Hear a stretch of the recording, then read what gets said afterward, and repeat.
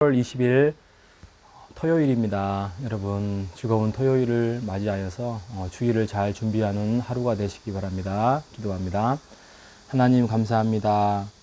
오늘 열왕기하 18장과 19장의 말씀을 우리에게 주신 것을 우리가 다시 한번 잘 살피고 하나님의 은혜 가운데에서 우리의 삶의 방향을 잘 정하고 하나님의 뜻을 세워가는 하루 되게 하여 주옵소서. 예수님의 이름으로 기도합니다. 아멘. 열왕기하 18장 9절에서 12절에 보면 북이스라엘의 상황에 대해서 이야기를 하고 있습니다. 큰 나라 아수르가 이제 북이스라엘을 침공해서 이제 멸망을 시키려고 3년간의 전쟁을 치르고 결국에는 북이스라엘은 멸망하고 맙니다. 그래서 왕이나 또 많은 사람들을 이렇게 포로로 이제 끌려가게 됐죠. 그런데 북이스라엘의 멸망의 원인을 군사적인거나 뭐 무기적인거나 또 아니면 경제적인 상황으로 이야기를 하지 않고 오늘 성경은 18장 12절에 보면 이렇게 말합니다. 여호와의 말씀을 듣지 아니하고 여호와의 언약의 종 모세가 말하는 것을 따르지 아니했다라고 12절에 이야기를 하고 있습니다. 이게 굉장히 중요한 이야기거든요. 그러니까 결국에는 하나님의 말씀에 불순종했어요. 무지했어요. 무지했기 때문에 불순종했고, 그 다음에 언약을 배반했고, 이게 이제 뭐 말로 또 이렇게 감정으로 이렇게 하나님의 대적을 했고, 그리고 우상을 숭배했어요. 그러니까 지정의의 신앙을 다 하나님을 등지고 자기의 삶대로 살아갔다는 거예요. 우리의 신앙이 뭐 지가 무너지고 정이 무너지고 그다음에 의지로 무너지고 이렇게 되는 경우가 많지만 꼭 그러지는 않습니다. 이게 이제 사람마다 뭐 이렇게 행동으로 순종하지 못해서 나타나는 하나님의 무지가 나타날 수 있고, 그러니까 아무튼 북이스라엘은 지정의가 다 무너졌어요. 하나님의 말씀이 무너지고 선지자를 죽이고 핍박하고 그리고 바알을 숭배하고, 그러니까 지정의의 모든 신앙이 무너졌습니다. 이게 북이스라엘의 상황을 이야기를 하고 있고요. 대조적으로 유다 이야기를 하고 있습니다. 유다는 북이스라엘을 멸망을 보고 이제 반아수르 정책을 펼치지요. 이 당시의 왕이 이제 히스기야 왕입니다. 히스기야가 25세 때 왕이 됐는데 14년 후에 그 아수르가 침공을 해 왔어요. 그러니까 39세가 되죠. 히스기야 왕이. 그래서 25세 때 젊은 나이에 이 히스기야 왕은 여러분이 알고 있는 것처럼 하나님 앞에서 정성스럽게 하나님의 말씀을 세워가고, 또 그게 뭐 말씀을 이렇게 제사를 드리고 말씀만을 세워가는 것이 아니라 이것을 성전 곳곳에, 사회 곳곳에 구석구석 말씀 중심으로 들어가게 했다는 거예요. 이게 중요한 겁니다.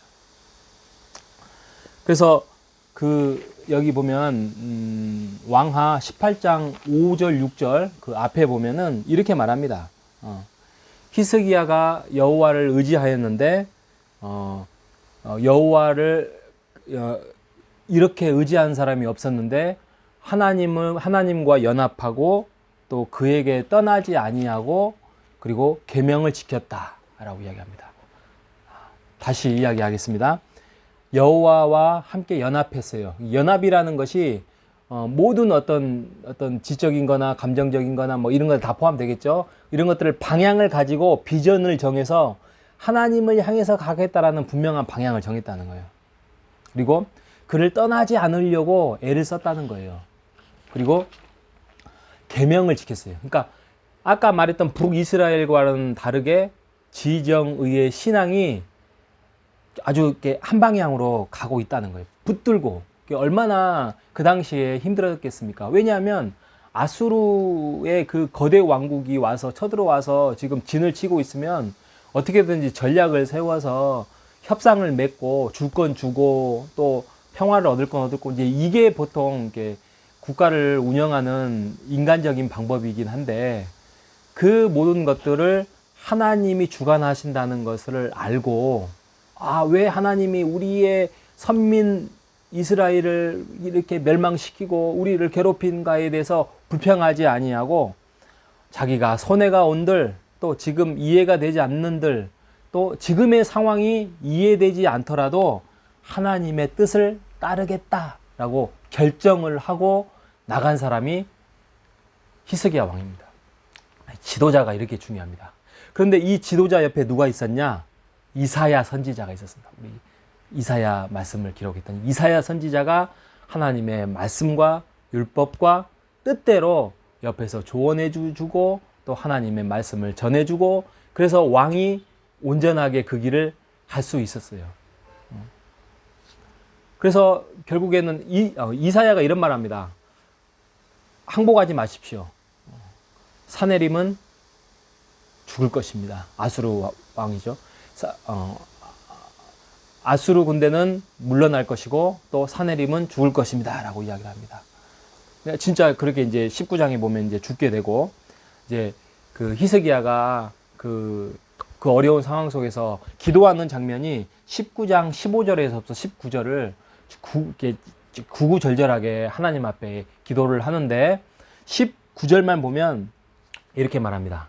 하나님 원하건대 우리를 저 악의 손에서 우리를 구원해 주십시오. 그리고 그 구원이 우리를 위해서가 아니라 하나님의 이름이 천하만국에 알리게 하옵소서. 이렇게 기도를 합니다. 자, 결론의 말씀드리겠습니다. 여러분, 북이스라엘과 남유다의 이 대조적인 상황을 18장과 19장에 대해서 이야기를 하고 있습니다. 여러분, 우리의 삶 속에서 어려움과 역경과 고난과 괴로움과 고통과 이해되지 않는 일들이 펼쳐졌을 때 왜 하나님은 나에게 이런 일을 허락하시고 나를 힘들게 하고 왜 내 마음속에 하나님을 멀리 할 수밖에 없는 어떤 이유를 생기게 하는가라고 할 때 여러분 그 결정에 북이스라엘의 길을 따라갈 것인지 아니면 남유다의 히스기야의 이사야의 선지자의 길을 따라갈 것인지 당연히 히스기야와 이 이사야의 길은 하나님의 길이요 하나님의 명령이요 하나님의 뜻입니다. 여러분 상황은 잘 변하지 않습니다. 고난은 찾아올 것이고 힘듦이 올 것이고 그런데 그 상황 속에서 어떻게 대처할 것인가 어떻게 극복해 갈 것인가 어떻게 성숙하게 갈 것인가는 우리의 몫이고 우리가 그것을 뛰어넘을 때에 더 깊은 하나님의 뜻과 그 맛을 알 것입니다.